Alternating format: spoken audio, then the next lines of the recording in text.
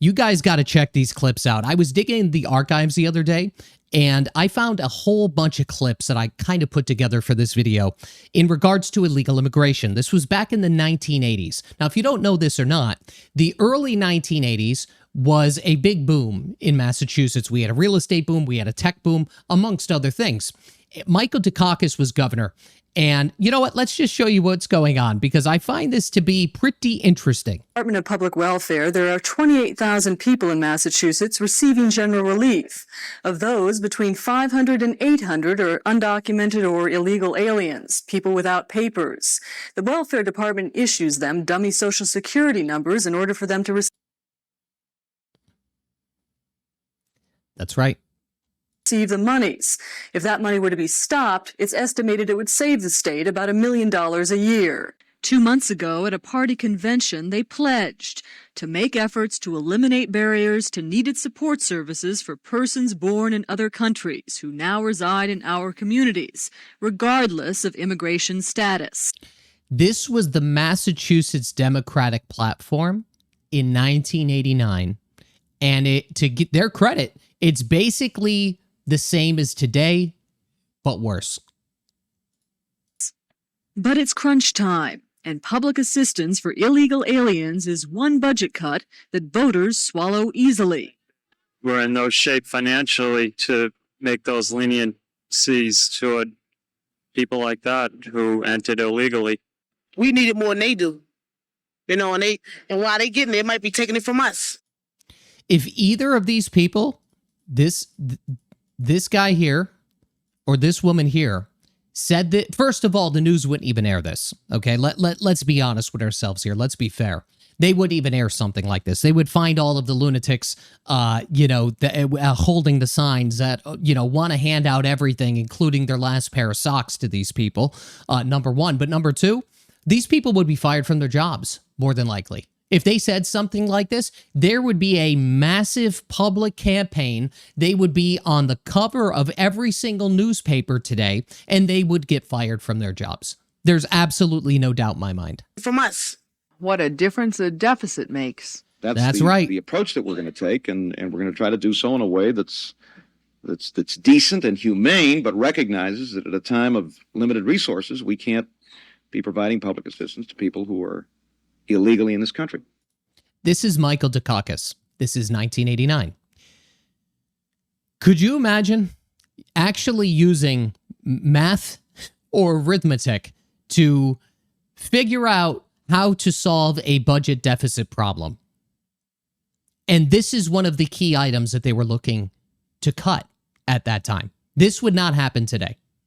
It's a new wrinkle, and by all indications, not an easy one for this governor, who in October 1985 signed an executive order that reads in part like this, quote, "No employee, agent, or agency of the Commonwealth shall condition the provision of benefits, opportunities, or services on matters related to citizenship or residency status, unless required to do so by federal statute, regulation, or court decision." That was the beginning. That was an executive order that Michael Dukakis passed back in 1985. Then what ended up happening, and I think they talk about this a little bit, then what ended up happening is that became abused the same way it's abused today. It's essentially, back in 1985, you could have called us, it was a sanctuary state. Massachusetts in 1985 was a sanctuary state, even though this was only a temporary executive order. If you compare that to Governor Healey's executive order of 650, which you could look up, by the way, we are without a doubt 1,000 times worse than what was passed by Michael Dukakis back in 1985 with Executive Order 257. He wanted to sign another executive order to eliminate that because they were losing $1 million a year out of a $2 billion budget, which I'll talk about a little more. We'll take whatever action is necessary, John. If I've got to amend the executive order, I'll amend the executive order. He's walking a delicate line, long on compassion but short on cash, trying to generate support for a tax increase while a colleague cries out for cutbacks. Trying to generate... See, here's the problem. let me put it this way. Let's be honest, right? If there was unlimited resources, unlimited money, and all these other things, and people wanted to do what they want to do, there would be much less public backlash, right?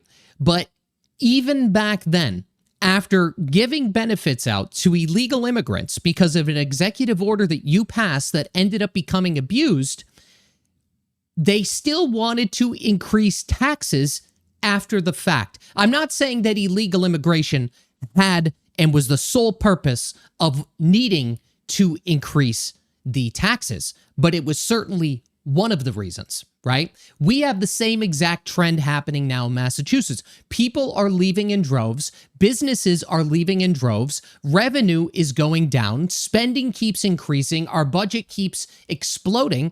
And we are trying to figure out different ways and mechanisms in order to disenfranchise and tax our residents even more. They were doing the same exact thing back in 1985 to 1989 and beyond. And we are doing the same exact thing. We are repeating history again in 2026. It's the same thing over and over and over again. And you see it here. Congressman Atkins' savings suggestions are the source of this brouhaha to begin with. It's very difficult to go out and say that somebody who is in this country illegally is entitled as a matter of law to state taxpayer dollars to subsidize them while they're not working. But the undocumented alien. That guy, by the way, this guy, Congressman Atkins, I believe, and you could correct me in the comments because I'm just kind of watching this and reacting. I think he was the chair of the Democratic Party at the time. This guy was a huge advocate for immigrants in Massachusetts. He's traveled to Cambodia. There's videos in those archives with him traveling to Cambodia. Then, after there is an economic downturn and they start looking at their books, which unfortunately, our people like to turn a blind eye to, in my opinion, he decides, you know what? We shouldn't be giving benefits, public benefits, taxpayer benefits that taxpayers are paying into to people who came into the state illegally. Again, congressman in Massachusetts, and I also believe he was the chair of the Democratic Party at the time. Them while they're not working. But the undocumented aliens part of it, are you really comfortable with that? Well, I've said that I don't believe we can afford public assistance to people who are illegally in this country. Now, again, same guy that passed the law in 1985. When you analyze that, it gets a little more complicated. A little more complicated in part because not all that much money is even at stake. The Welfare Department estimates about $1 million out of a $2 billion budget. That's a big talking point too. And this is something that I want to just not cover extensively, but look at it this way. $1 million in comparison to $2 billion. That is a very, very, very, very small fraction of that money. That's like 0.04 to 0.06, maybe 0.05% of the overall budget. If you compare that to what we have today, where we are spending roughly $1 billion, that we know of, by the way, every single year on public benefits to illegal immigrants, that is closer to 2%. And we don't say anything about this. Nobody could say anything about this. Nobody wants to talk about this. But back then, at 0.045%, it was an existential threat. It was an existential crisis. It doesn't make any sense. Of the 28,000 people who received general relief, only 500 to 800 of them are estimated to be illegals. What do you do under those circumstances? Some of these people are unquestionably political refugees, whether the State Department and INS believe it or not. Do we send them back? And if not, what happens if they have serious health problems? Well, they've got to be cared for. That's classic Dukakis. The expression of concern hasn't changed, but the state budget has, so no more helping hand. It seems a retreat, but it's also a struggle from a man who today bristled at the suggestion that this change of policy in any way represents a change of heart. No, it does not. No. Yes. For the 10 o'clock news, I'm Hope Kelly. So that was the 10 o'clock news back in 1989. Now, if you're wondering what happened after the fact, apparently, there was no other executive order that was filed by Dukakis. Nothing happened. Okay. Nothing happened. They had a major budget deficit. What did happen, though, there was a couple things. So he increased income tax from 5% to 5.75%. And then there was a temporary increase, I think, all the way up to 7%, as well as an increase in, I believe, 2 other taxes. I think one was a higher surtax. Basically, they had to tax people more because of their failed policies from before. That's what ended up happening. And then in 1991 is when I believe Bill Weld became governor of Massachusetts, if I'm not mistaken. And I think he is the guy that ended up, one of the other things is, so they were talking about general relief. There's a whole bunch of clips of people talking about this. General relief. It was basically like kind of like the welfare that we have today. I don't know the intricacies if it was specific to Massachusetts. I'm thinking that's what it was, a Massachusetts specific program. But they ended up taking people off of these programs. They ended up taking people, there was 37,000 people on that program, and then they ended up taking upwards of 17,000 people off of that program. So basically, in a nutshell, because of what they did in the past, they ended up, for many years, they ended up having to increase taxes, and they ended up cutting into public services, and they ended up having to fill these budget gaps that they generated. We're seeing the same exact thing happen today. I've said this before, as well as everybody that's running for governor in Massachusetts. We don't have a revenue problem in Massachusetts. We will. We sure as hell will. But we have a spending problem in Massachusetts. We have a priorities problem in Massachusetts. You can't just give out everything to every single person inside of this state. It just doesn't work that way. There's not there's not infinite amounts of money. There's not infinite amounts of resources in order to do something like that.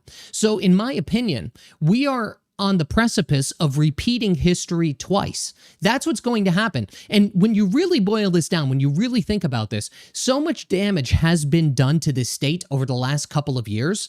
And it's not only Maura Healey's fault. It's just the entire legislature as a whole. So what's going to happen, or at least what I perceive is going to happen here, is that we are going to have the same directional trend as they had back in the late 80s inside of Massachusetts. I think that we are on the cusp of seeing that happen today. Biotech is failing. Businesses are leaving. People get educated here, and then they take a job here and they find out they can't afford to live here, and they are moving to greener pastures. This is what is happening in Massachusetts today, and nobody wants to address it, which leads me on to the next thing, which is like, let's say we were to repeat history again. So what happened with Dukakis and then Weld coming in, the governor that gets in, here's the problem, okay? Even if we have new leadership inside of Massachusetts, it's going to take so much, and it's going to take so many people and so much resources in order to get the boat or the ship back on track, because you're effectively going to be cleaning up somebody else's mess. I mean, that's really what's happening with the country today. We have to clean up somebody else's mess. And it doesn't matter what side of the aisle you're on. There's, problems are made on both sides, especially in terms of a national level, right? But this is what we're dealing with in Massachusetts. So it just goes to show you that people don't learn from their past mistakes, right? These people don't want to learn from their past mistakes. But the craziest part about this was the public sentiment. When I showed you those couple of clips of people talking about illegal immigration, of course, people that have been here since forever expect to receive benefits they may have paid into, even if they didn't, right? We're looking to help other people out. And honestly, during any time of crisis, I think most Americans are in the position to help anybody out at any given time.